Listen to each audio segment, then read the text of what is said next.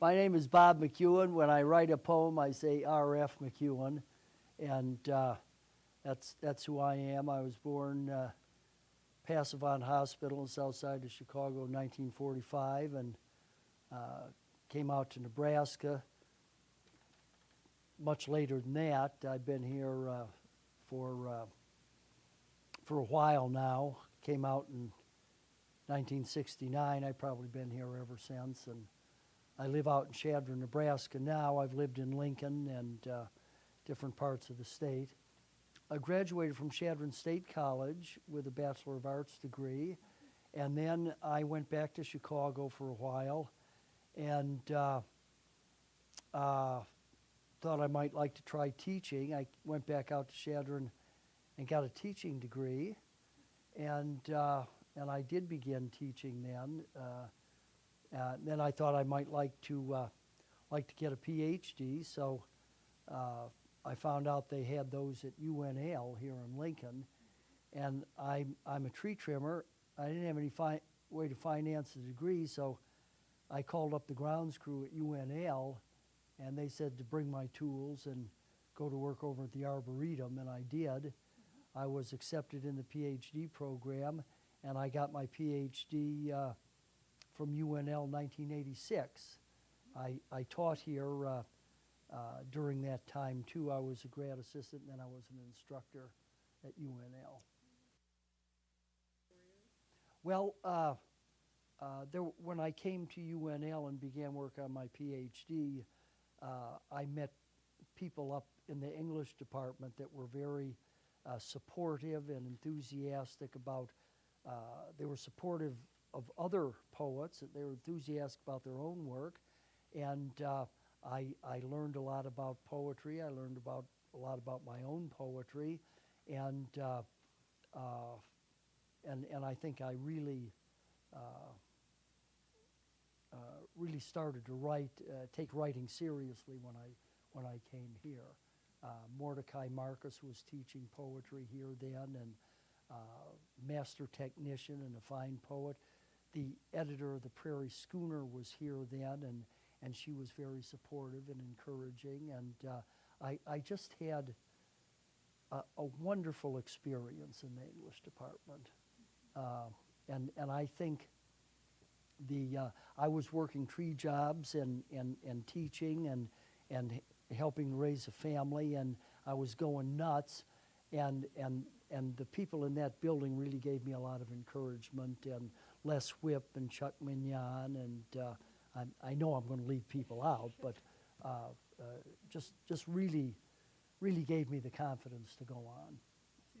I like themes of endurance. Okay. Geez, I was going to bring this obituary from the Chadron Record. One of the Sandoz relatives just died recently, 87 years old. It showed this woman, she had her cowboy hat on and her scarf, and it wasn't a staged picture. I mean, and then it had this obituary about her and, her ranch life and this and that, and just a marvelous, and that kind of inspires me. I mean, to see people who they don't have time to sit around and think about how they're doing it, too busy doing it, and I'm very impressed with that obituary. I don't know if I ever write a poem about it, but the enduring themes, they're only about 10 or 12, maybe not even that, kind of preoccupy me. And people trying to get by, and they fall out of line once in a while and try to pull themselves back up. And whenever. Yeah, once I get going on it, I don't have a study. My study was taken over by, well, it wasn't really my study. It was my third daughter's bedroom, and then I got tired of working in there. So I have a chair that's in the living room, and all my stuff is piled next to it. And once I get going and I get in that chair, then I have a board, and I sit there and write. And I feel good if my wife is there, because I test lines out on her. Yeah, and she's got a real good ear, and she'll say, you know, that's just not going to do anything for that poem, and or you know, I kind of like that. And, you know, I teach comp and I tell my students, you know, you got to watch out who you're writing for, and in your comp, you know, you're not writing for some deadheads down at the end of the block. I mean, you're writing for literate people that are anonymous, adult, mature, critical, and skeptical. Those are the people you need to convince. And I guess that's who I'm writing for, too. Okay. Always train, a fighter always trains to your weakest points. So, if a person wants to write poetry, I say, well, let me see what you're doing. They're usually writing free verse poetry. That's fine. I tell them to go back and read metrical poetry and learn how to write it. It's going to inform your free verse. Work to your, go, if you haven't read poetry, read poetry. If you want to learn how to weld, read a few manuals, go where welders hang out, and ask them to teach you. And you, otherwise, how can you do anything? No one ever taught you to do it. So you have to read poetry. You have to read. Those are the models, the great models. This Helen Vendler, I think, she's a pretty big wheel in with the big book on Shakespeare sonnets, and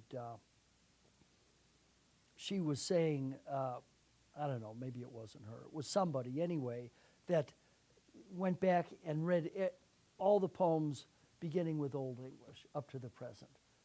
You got to saturate yourself with reading. Those are the models. And it's okay to a copy. Eventually, like my students back in Chadron now, if they're doing their assignment, they have to write 20 lines of blank verse. It doesn't have to be sequential, just 20 lines. Get that. Eventually, it starts out as rote, but eventually, unconsciously, they will modify it and it'll become them. Instead of then being a slave to the line, they'll be in control of the line. But it's like you start out with your multiplication tables and then work your way up.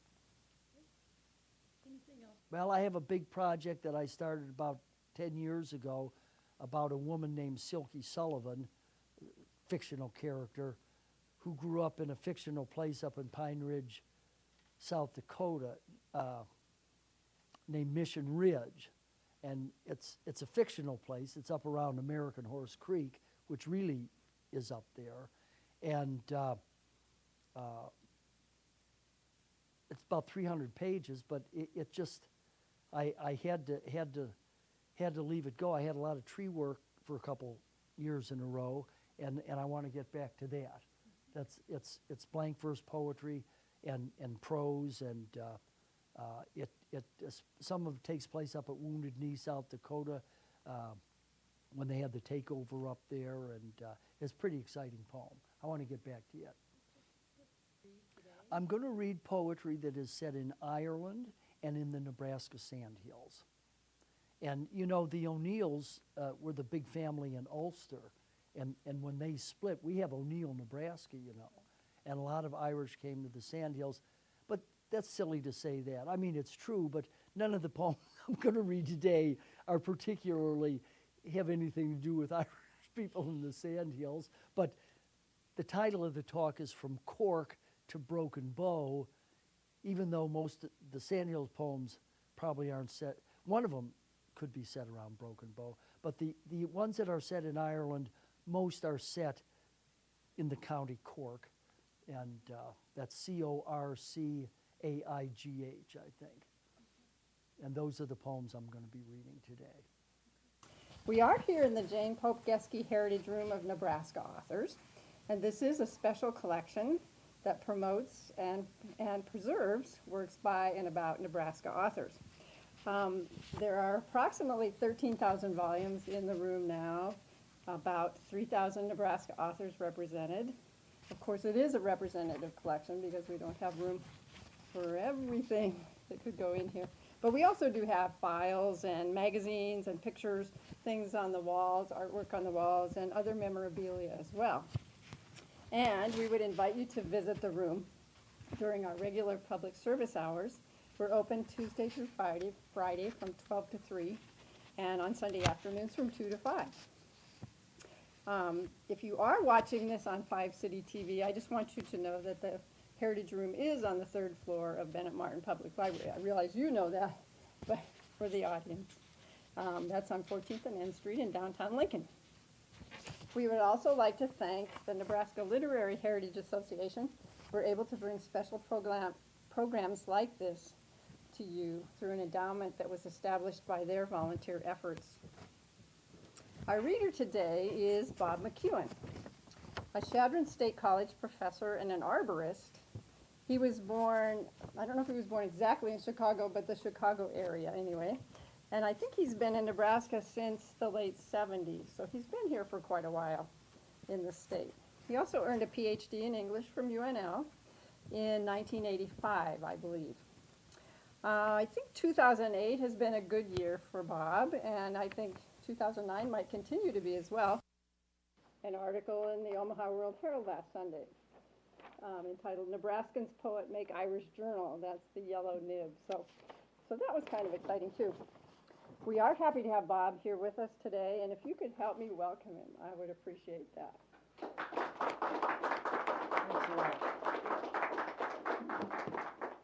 All right, well, try these on for size here. I noticed them lying here on the podium and might as well break them in. It might be nice to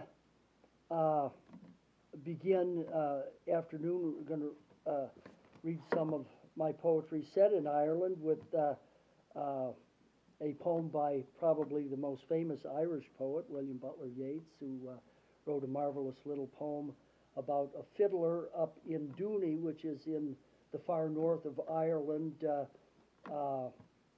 Yeats's poem says, "When I play on my fiddle in Dooney, folk dance like a wave of the sea.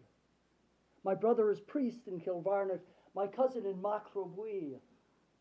I met my cousin and brother. They read from their books of prayer. I read from my book of songs I bought at the Sligo Fair. And we come at the end of time to Peter sitting in state. He'll smile on the 3 old spirits, but he'll call me first to the gate. For the good are always the merry, save for an evil. And the merry love to fiddle, and the merry love to put on their microphones.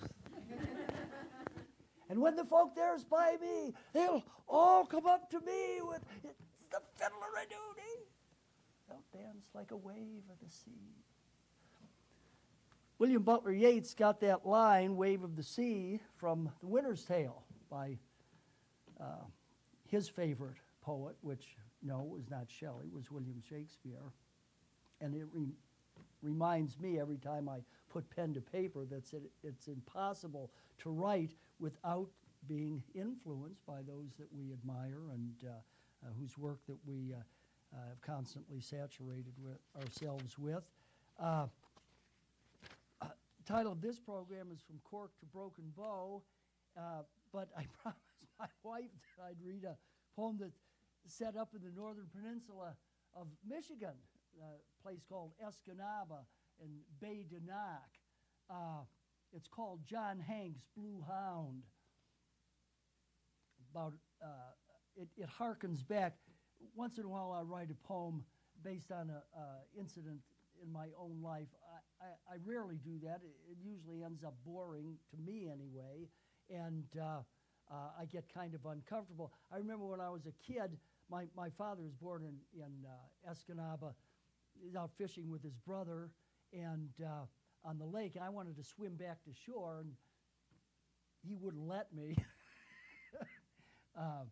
So anyway, long time later, I wrote this poem. I've understood my father's no for years. So that my comprehension now, at years far greater than his 34, when he forbade my leaping into Bay Dinock and swimming for the shore, is not a bid for recognition of those later laws that only burst within our aging brains when we begin to live our past. I'm not that old. But even so, I'd learned enough by my mid-30s to appreciate the uncontrollable in children shouldn't have a parent choosing peril for a child. The two men in the boat had fished their fill, my father and John Hanks, his boyhood friend who seldom left the bay and lived to fish for walleye, pike, and perch from boat or bridge or from the ice, and who for me at 10 had so much more adventure in him than my dad, whose plodding held him fast within the harness of a job that wouldn't end. And so I signaled John before I called my dad. I wore my trunks, I called against the outboard motor's hum. I want to swim. To swim? Dad shouted. Let me swim to shore. But no, was all he said, then turned away. And when I sent a frantic look toward John, he turned away a traitor, I thought then. And I was left with Dad's authority, incomprehensible, mistaken, cruel. I knew that I could swim the 50 yards, and with the boat there just in case, what harm on that late afternoon to give a boy a memory for life? But Dad said no. In such a way, I knew I wouldn't ask again. And from that time, when with my bare feet tangled and clogged as strands of net, and with the glassy eyes of pike and stringered wall-eyed mocking me from realms of comprehension not my own, and with John Hanks, who should have said a word but looked instead away to Lighthouse Point, I felt abandoned and deprived, my rightful share of joy denied by arbitrary laws. Well, now I have a daughter nearly 10. My father died some years ago. He'd been to war, had fought at Tarawa. He'd lost my mom and left some plodding ways I won't forget. John Hanks died too, but he died fishing out on Bay Dinock, which makes his death worth little grief. This daughter, though, has got my eye, and she's been practicing. Whenever we head up to Bay Dinock one summer soon, I'd say in late July when northern Michigan has shed its frost, and take a motor out with line and net after we've walleye, pike, and perch enough to keep us gutting fish into the night, and I turn back into the sun, steering towards Escanaba. If she wants to strip to shorts and swim, I won't refuse. Instead, I'll watch her clear the gunnel, disappear beneath the waves, then bob aright and strike with shoulders squared, with slashing legs, with clear bee-goggled eyes for shore. And then I'll toss, maybe, her bonny dog, the one she calls Blue Jack, in after her to keep her clear of driftwood or an undertow she'll catch, I'm telling you, the sun's last copper in her hair, and hold until the shore with strokes like falcons' wings. And when she gains that strip of golden stone and sand and tangled weed, she'll stand and stretch and shake her hair, then turn towards Bay Dinock. If we're the lucky ones, she'll slap the dog and wave her father in.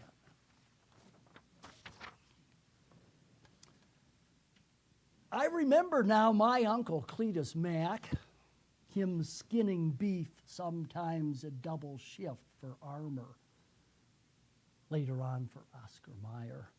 He said some evenings in late July, a yellow moon reminded him of nights he spent with Bridie Keenan years before, when they'd skip down to Carrick for the dance and wending home sing songs of violence and love until Miss Bridie Keenan died.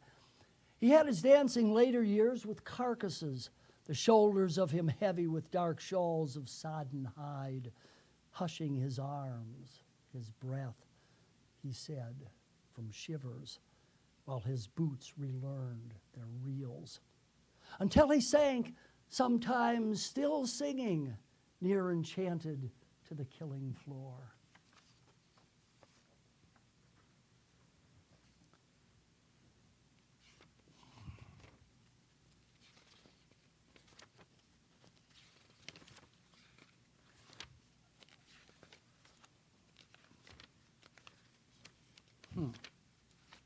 Wrong stack.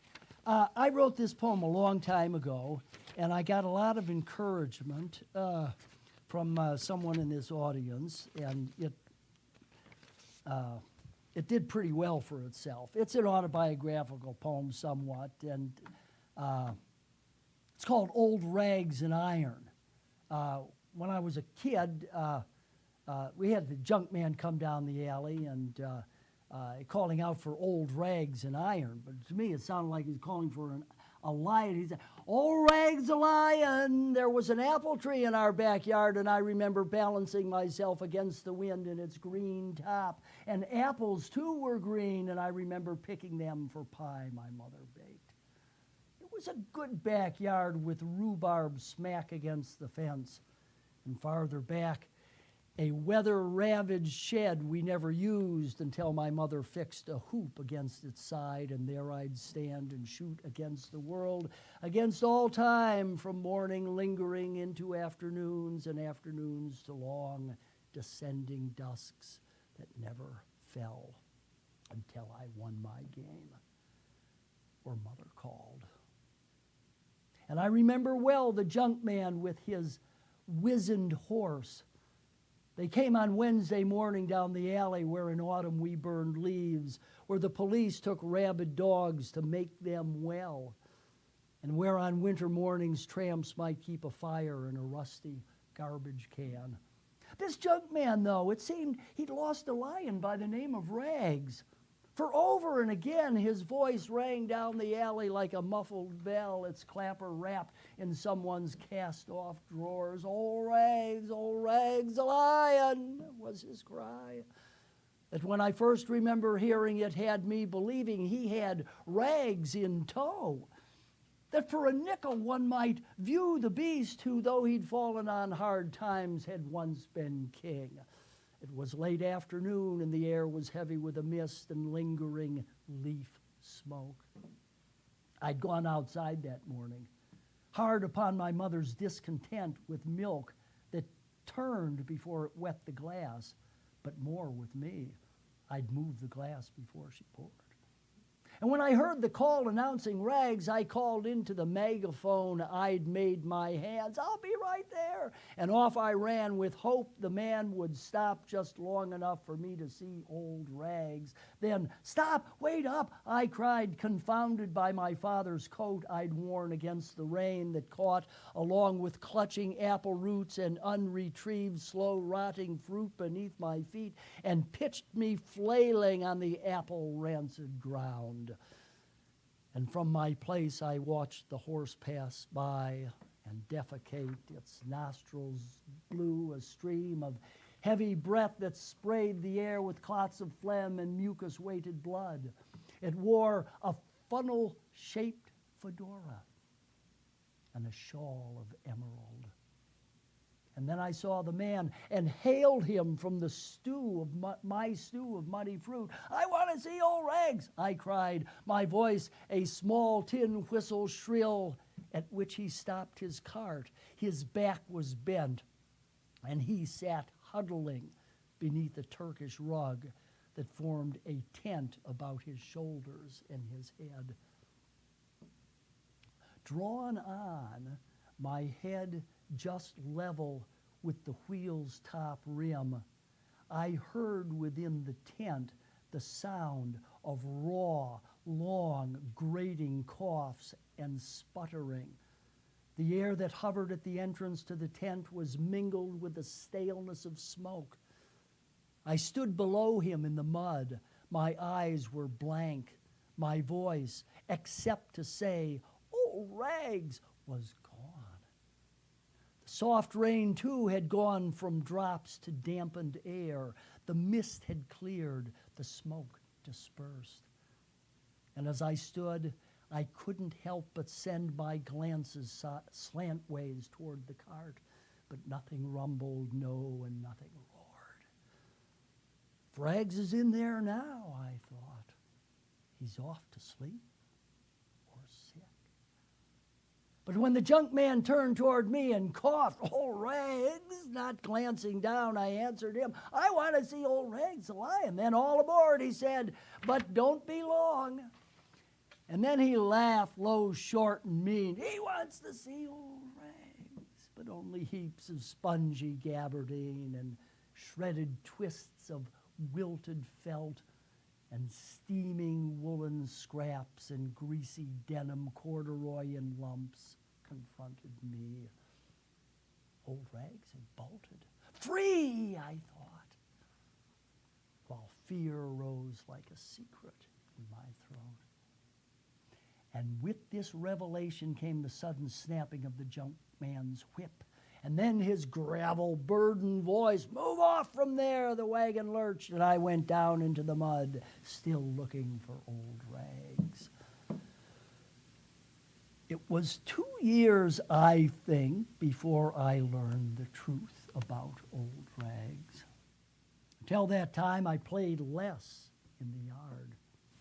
And when I did, I kept a weather eye for mottled shade and always one ear cocked against the low, voracious rumbling I knew would sound his contemplation of a charge.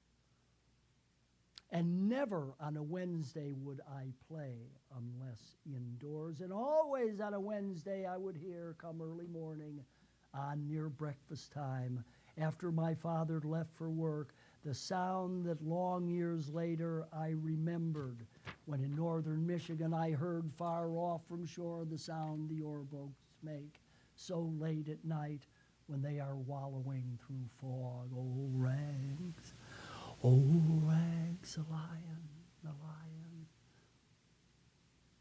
And I from Safian's side would always see that grizzled man aslump in summer with a rainbow umbrella rattling above his head, in fall and winter with the Turkish rug, and always with a fresh, more wizened horse, less lucky than the last that must have died. But never did I see the lion Rags or hear his deep marauding voice. I never saw him springing from the mist or blend his tawny shadow with the trees. And then one Wednesday, when the night before my ma had pulverized the house with cleaning up and gathered half a ton of junk, she heard along with me the voice she'd waited for. "Ah, it'll be the man himself," she said, "the Rags and Iron Man." And then she turned on me. "Get out of that," she said, for I was crouching near the pile. "Or would you stare and watch me hauling this and never stir?" Well, stir I did, and stir I have till now. It's been mid-past full, 50 years now, since Rags would on a Wednesday stalk our neighborhood and make of our backyard his hunting ground. My fear abated when I learned the truth. And yet, I've never lost entirely my terror when I peered above the siding of the junk man's weathered cart and saw old Rags heaped listlessly like fallen men, and knew the lion I was looking for had fled. And it stayed with me all this time, another rag of truth that nothing yet in life caused me to shed or made less true.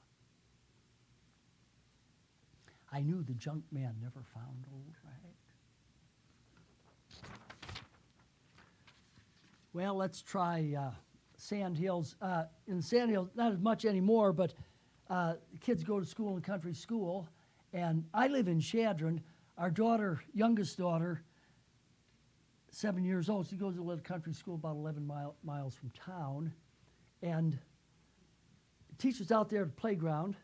Well, of course, the entire country's a playground. You see for miles. But two whistles, two blasts on the whistle means there's a coyote. Kids have to come in. If she blows it once, it's just a rattlesnake, and watch where you step. But when the kids get out of 8th grade in the country school, they would have to go into town and board in town. You know, like if you were going to a district 30 miles north of Mullen, you'd have to come into Mullen and board in town. And this poem makes reference to that. It's called A Strong Wind, Clear and Keen. I see her still, my mother's aunt, her feet like freezing soldiers doddering along some dim imaginary line between great uncle's armchair and the nearest glass, the window just above the kitchen sink, where most days of an afternoon she'd stand with one ear cocked at angle, so she'd catch beyond the window what the wind might bring. There hadn't been a dish to wash, a cup to rinse for years, at least since Etta Banks, her niece, brought food and coffee twice a day and tidied up and sat. She drove 8 miles, and when the weather turned, she stayed the night. By then, my cousins boarded with the Hines in town.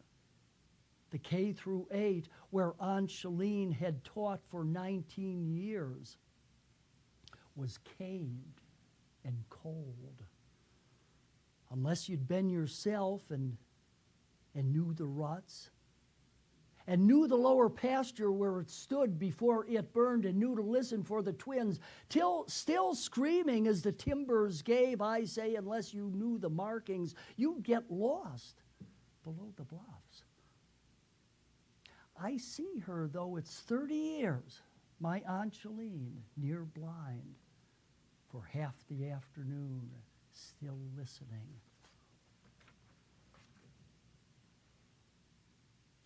Title of this poem is My Uncle's Past, P-A-S-S-E-D. Maybe it should be P-A-S-T. When Winston Slaughterdown got spider bit last August south of Rushville, where he ran his traps a mile this side of Split Pine Creek, just where the cottonwood turns into ash, he made my father swear to set him deep within the ground he'd kept prepared those 16 years since Ellen Ketches died. Way north, he said, a mile below the bluff where Richard's line gets lost in Shannon County, where I watched her fall. I know it then, my father said. By now his brother's throat was cracked and blue, and when he'd go to breathe, his cheeks collapsed. But still, no papers, Dan, he rasped, laboring like someone rolling in a muddy ditch. No papers. Still, my father said, it won't make any difference. She's dead, and you'll be too.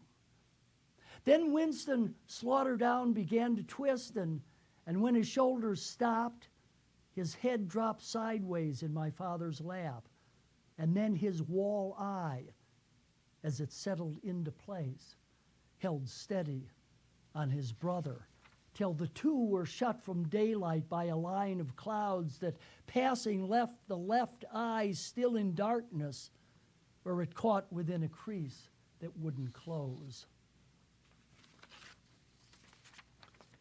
Here's another Sandhills poem, and this is set around Long Pine, Nebraska. Long Pine has a special place in my heart. About, oh hell, I don't know, around 1980 or so, I have a good friend back in western Nebraska, is a tree trimmer like I am, and he got a big job in Lusk, Wyoming, and he needed another climber. And my truck was in the shop. I had to get out there. I got a ride from somebody. I took all my tools. Anyway, we finished off with I had to come right back to Lincoln, started another job. And his father was a railroader in Chicago Northwestern. He put me on a freight train. And I was pretty used to hopping freight trains. I used to do that when I was a kid. But so I went off in the dead of night, and around 5:30, 6 o'clock, it was just starting to gray over. Train's been stopped for a while. I thought I'd get off and swing off and see what was going on. And I jumped off the train, and the train was on a trestle. I didn't know that. And I was straight down out of the corner of my ear. I could see, I know that's a mixed metaphor, see Long Pine Creek. And so I decided not to let go of that boxcar. I hung on tight. And been hanging on tight ever since. But anyway, that was a close call. And but Long Pine Creek is in this one here.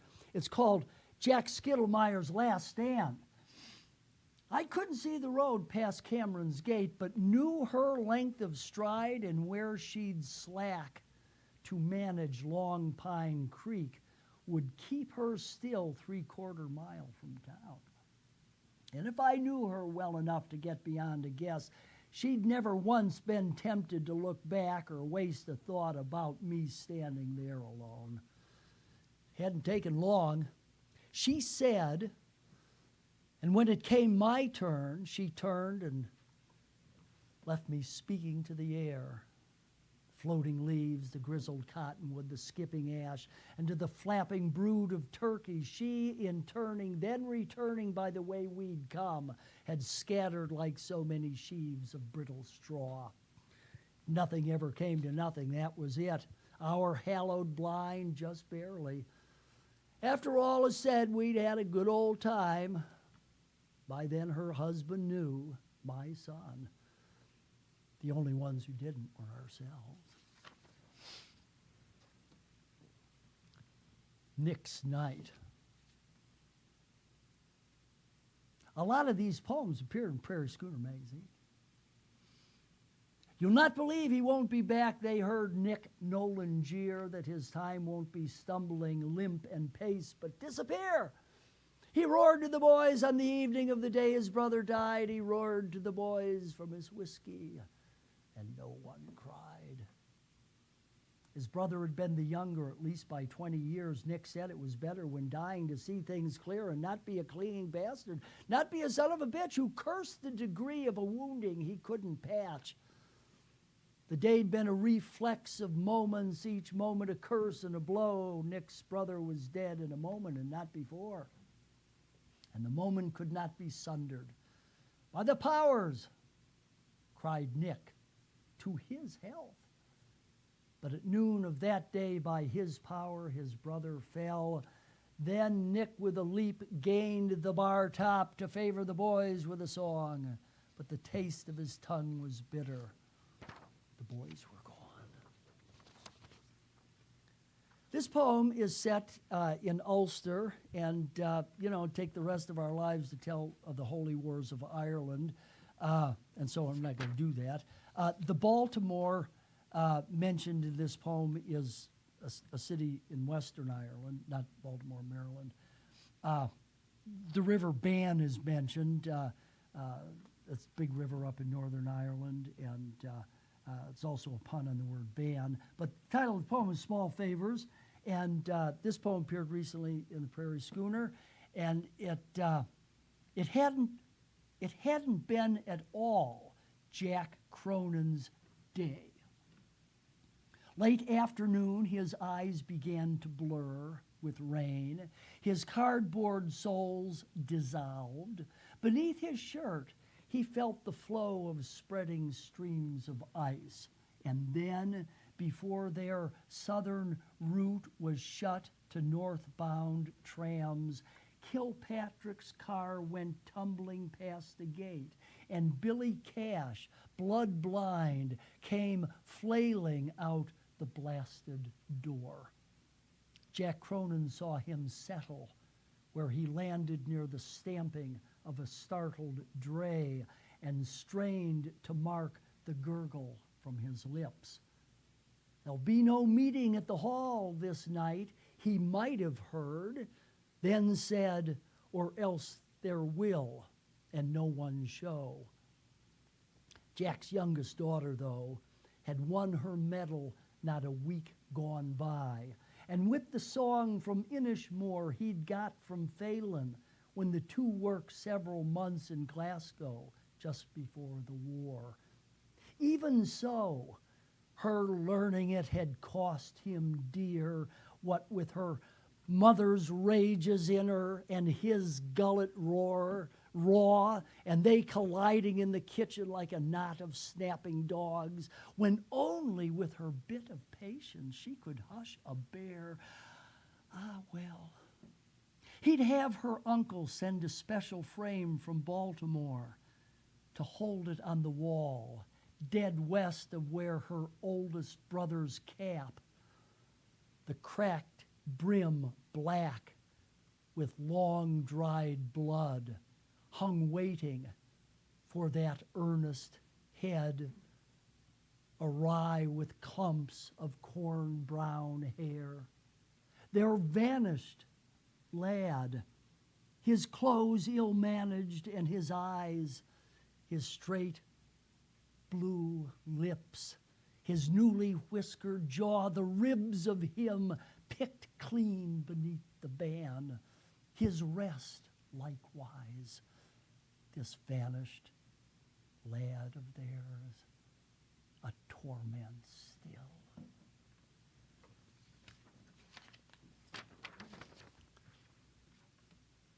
Northwest of Valentine, and not too far from here. I guess poem only depends on where you're reading the poem. Pretty far from here, all right. The buzzards circled, and the sky was gray. My Uncle Bradley set the stock against his cheek, and still the buzzards circled, and the sky was gray. You'll have to try again, my mother called. She'd quit the truck and walked to where we stood. You think I won't? I heard him whisper as he sent this round to home within the maimed buck's brain. God damn these traps, he said. Why can't you have your father set them farther from the fence? God damn these deer, she said. You'd think they'd know to watch the place beforehand where they planned to set their feet. I watched the buzzards circling. I watched my uncle sidestep down the hill, then draw his knife and gut the deer. The wind was calm. And when my uncle finished with his knife, he called for us to bring the truck around the lightning riven cottonwood that spanned the short side of the draw. It took them both to load the deer. I saw the buzzards settle in a patch of tangled burrs and turned my head. We drove the creek bed till it disappeared, then crossed the northwest pasture to the road. Then at my uncle's, where I fell asleep against the wood box near the stove, I dreamed about the buzzards watching while we hauled the carcass past the gate. The sky was clear. In 1870, by then, most of the Irish had left Ireland, that are starved to death in the coffin ships. But in 1870, a ship came back, bring people, maybe they'd made a few bucks, maybe coming home to visit, back to Ireland. And the name of the ship was the Cambria, and it sunk off north coast Donegal. 180 passengers, crew were drowned. This is a John Early poem, and there's a character in Irish folklore named Biddy Early, and so I felt, well, maybe they ought to have a John Early too, so I made one up. I don't know if he's any relation to Biddy, but I wrote a bunch of poems about him, and this is a recent poem, recent appeared in Prairie Schooner. John Early Wonders Waiting Dawn. So the ship in here is the Cambria. The steamer Cambria was lost on its return voyage from New York off the north coast of Donegal, October 19th, 1870. 180 passenger crew were drowned. What is the difference then between a daydream and a memory? He'd asked her head of full brown flowing hair, its length like bending grain upon the broad straight field that was her back as she bent forward on the table's edge. Except when Early shut his eyes to catch his breath, full 40 years had passed without his memory. A miracle? Perhaps. But was it holiness at all? Or else the universal curse? John Early blinked, and when he looked again, he saw a field where driven snow in heaps had snapped the stalks, and wheat lay rotten on the broken plain of her now heaving back. And as it heaved just like the waves, he thought, had ground between their jaws the Cambria and pitched itself against the rocks off Malin Head some 80 years ago.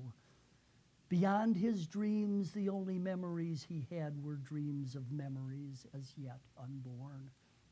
Much like her pleading that the amber light of dawn revealed to both of them the rock upon which falls damnation's fact, the blessed price salvation reckons for a passage home.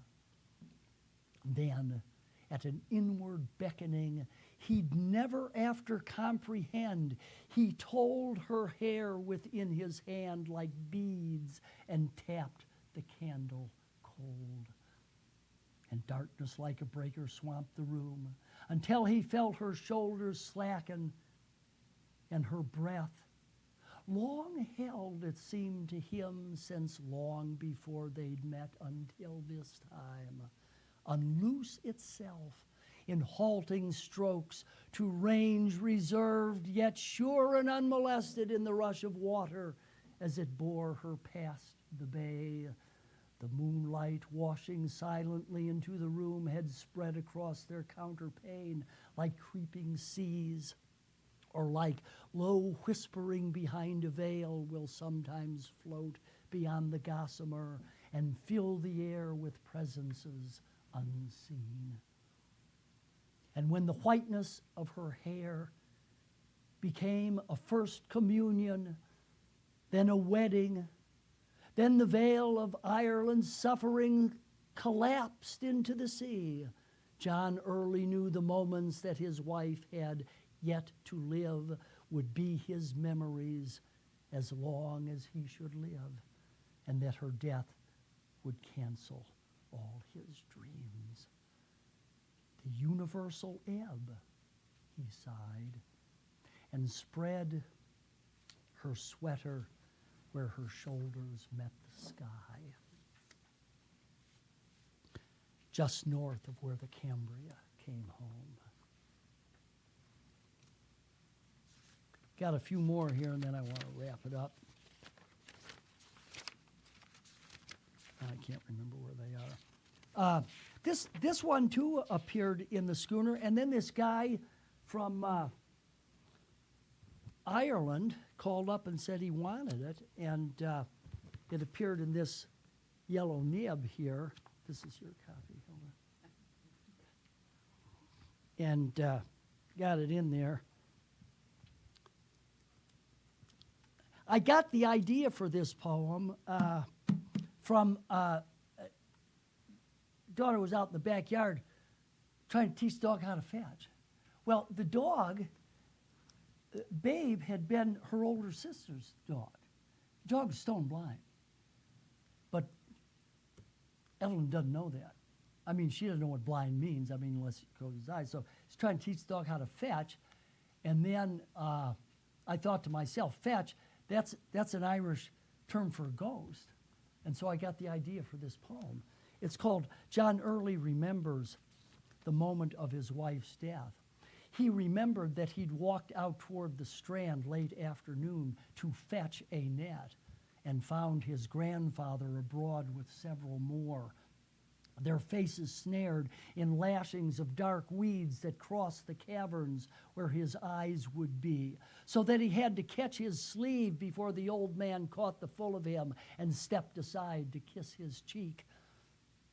Her sickness was upon her 5 or 7 days, but not enough to hold him from the strand or from the sea itself, although those last 2 days he'd kept to home and did what little bit she might contrive until late afternoon she'd had her cup and he'd gone off to fetch the net. Her glance upon him as he closed the gate, he now imagined, would have coaxed him back to say goodbye again.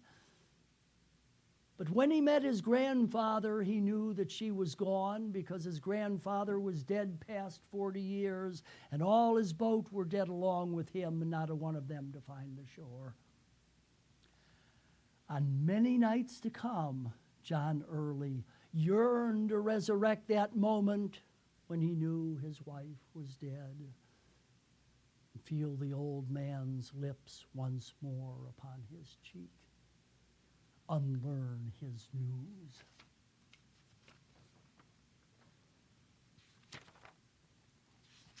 John Early was a fisherman, and he took his nephew John Healy out fishing in a boat called a Corcaigh. The title of this poem is Their Last Lads Fishing. Meath, the county Meath on the east of Ireland, is a place where Tara Hall was and all the wise guys hung out. The Skellig Rocks are the last bit of Ireland before you hit the Atlantic Ocean to the west. He wondered if the broken stones of Meath were wise enough to comprehend his grief, or if there were a trench somewhere between the Skellig Rocks and Boston Harbor deep enough to lose the anguish that would flay each breath his sister took until the day she stopped her breath.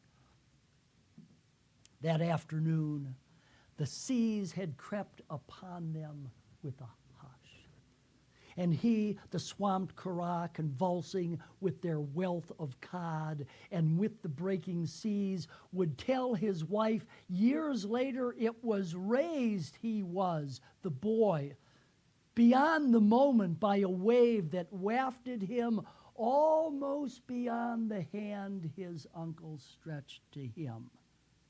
Then, hand in hand, they held, and with their eyes they also each unto the others held beyond his reach.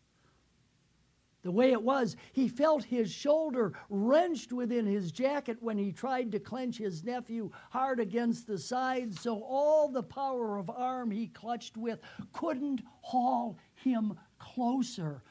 And this John Healy seemed to know. His cap was floating and his eyes were slow. His vest was heavy and his chin was brave. For all John Early's life, he would remain extended from that drifting boat, the bay of Clonakilty to the lee. The boy entrusted to him, mocking him with trust, the sea swell taunting him with every thrust. Thus all that summer's afternoon they rode the sea, till early dusk, without a word to break the sucking of the swells, the cry of famished cormorant and gull. The sky with woe had dampened when he felt his wrist begin to cramp and knew he'd have to twist behind him to retrieve the rope. But when John Early turned, the lad began to sob, and then his fingers slipped. And though he'd thrown the line, he told his wife at least 100 times his nephew couldn't grip the coil. I called, he pleaded when she turned away. I called for him to take the line. He'd cursed him too, but this he never spoke. His sister knew the manner of such death. And afterwards, she sailed for Boston and did not return.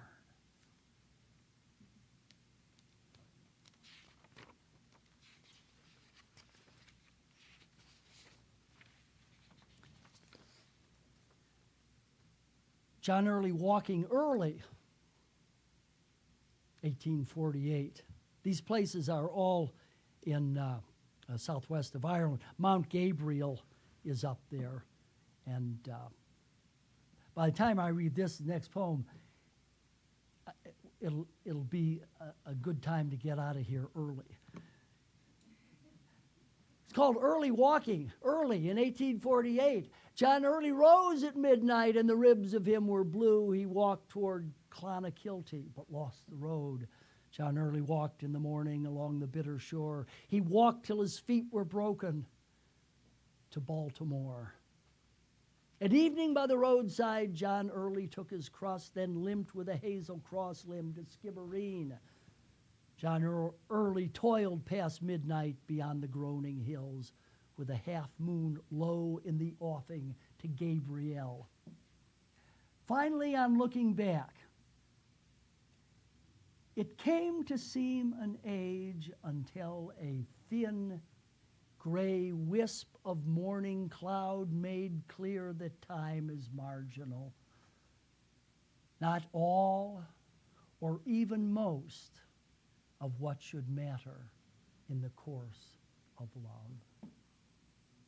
Last night he counted all the stars they memorized the night they'd met so many thousand nights ago, and found but 8 were missing from their list. Not bad, John Early thought. It might have been the lot, except he knew his memory was sore dependent on her deep, unflinching gaze and on a littered sky. He'd sorely feel this lapse as sinister.